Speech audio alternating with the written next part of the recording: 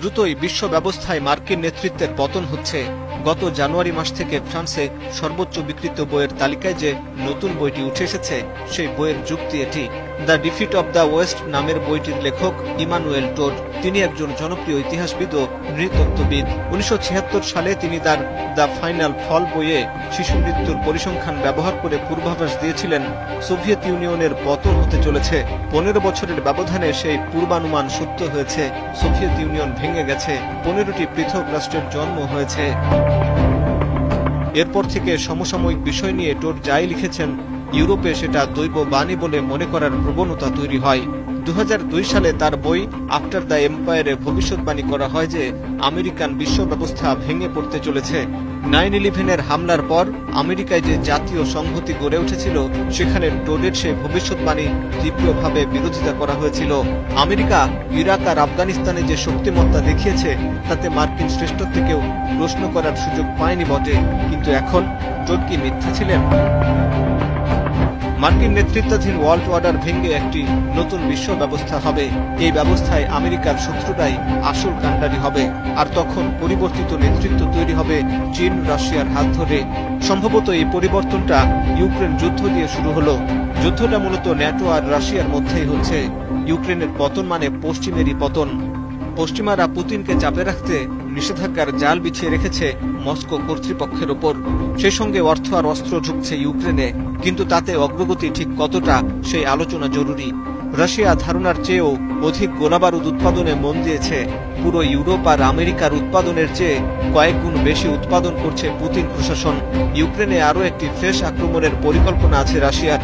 যদি এখানে ছদ্মবেশী ন্যাটো হেরে যায়, তাহলে ওয়ার্ল্ড অর্ডার চেঞ্জ হতে দেরি লাগবে না।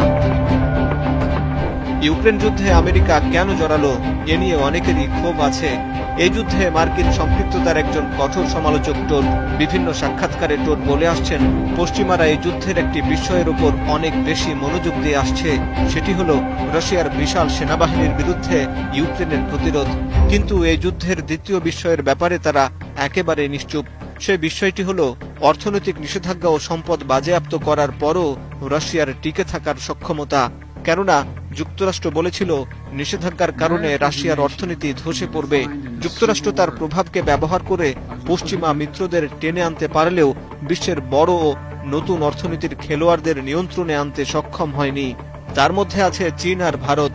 রাশিয়া মূলত পশ্চিমা নিষেধাজ্ঞা থোড়াই কেয়ার করেছে চীন আর ভারতের জোরে। রাশিয়ার কাছ থেকে ভারত কম দামে জ্বালানি কেনার সুবিধা পাচ্ছে, চীনও তাই করছে। ভারত রাশিয়া থেকে কেনা তেলই আবার পশ্চিমে সাপ্লাই দিচ্ছে।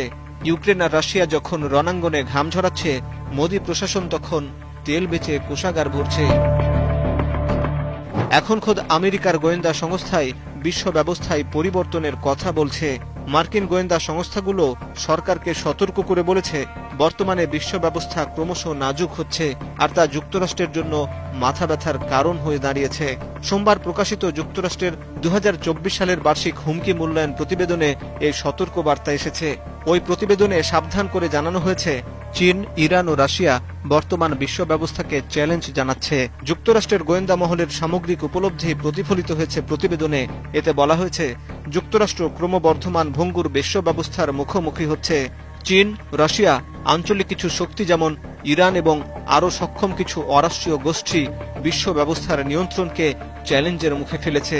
একই সঙ্গে বিশ্ব ব্যবস্থায় যুক্তরাষ্ট্রের শ্রেষ্ঠত্বও চ্যালেঞ্জের মুখে পড়েছে।